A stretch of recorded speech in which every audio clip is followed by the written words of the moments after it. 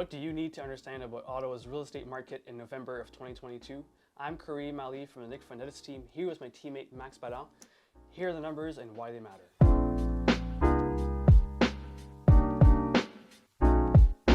It's November of 2022, and although it may feel like a buyer's market, the numbers show that we're still in a balanced market and homes that are well priced and well marketed are still selling. Here's what activity was like last month in October. Max, what's the first number we should know? 987, which was the amount of homes that were sold in Ottawa last month, which is 41% down from September of last year. How many of those were freeholds and how many of those were condos? 758 were freehold and 229 were condominium. The 5-year average for total home sales is of 1554. Here's the next number, 3.3. That's the number of month of inventories for freehold properties. That's a 1-month increase from 2021. Condominium sales have been similar. Okay, I'll give you two numbers, up 4% and down 14%.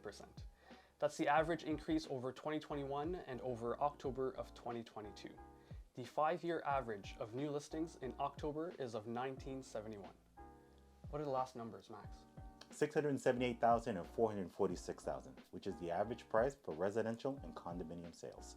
That's right, and that's up 8% for freehold and 9% for condos over 2021, but it's still down from the peaks of this year. Thanks very much, Max, for your help here. Let's ask Nick what all of this means. So Nick, what does this all mean? Okay, so there are three things that are important here. Number one is that the market is correcting. I think that even a casual observer, listener to the news is going to see that there's changes in the market. You hear a lot of things. Some people are saying it's a seller's market. Some people are saying that it's a crash. Those are not true. It's a correction. We're not even quite in a balanced market yet. We're still technically in a seller's market, although we certainly see the changes both in price year on year and just the number of homes that are sold. We see a big drop in homes that are sold since last year at this time and earlier in the year when things were moving a lot slower. But people are still selling homes. They're not taking shockingly long to sell. And historically, the interest rates are not shockingly high. They're certainly high compared to where they were a year ago or even at the start of the year, but it's a correction, definitely, and we're moving towards a balanced market. We're almost there.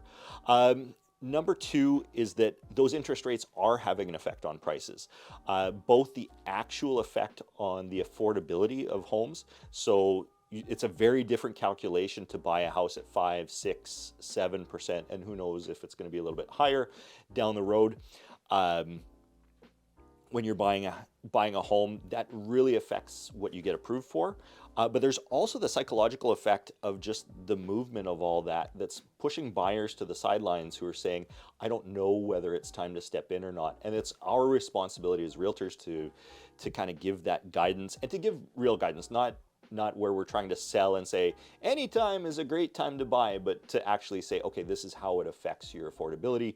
This is what you CMHC, this is what the Bank of Canada is signaling going forward, and here's what it means for you.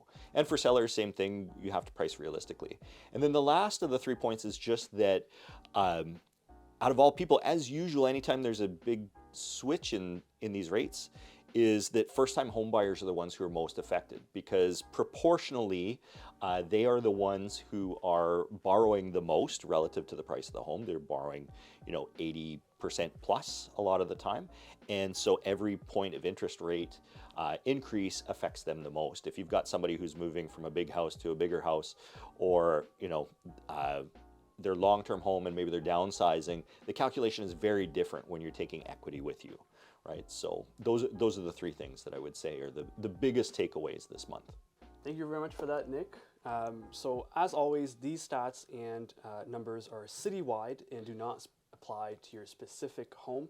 If you'd like to learn more about how this applies to you and your home, don't hesitate to reach out to us via DMs with a comment down below or directly at nickfernandez.ca. We do this State of the Market every month, and to make sure that you never miss it, just subscribe to us on YouTube and then click the bell so you get notified. We are always happy to answer your questions and want to make sure that you are informed on the market whether you are buying or selling a home.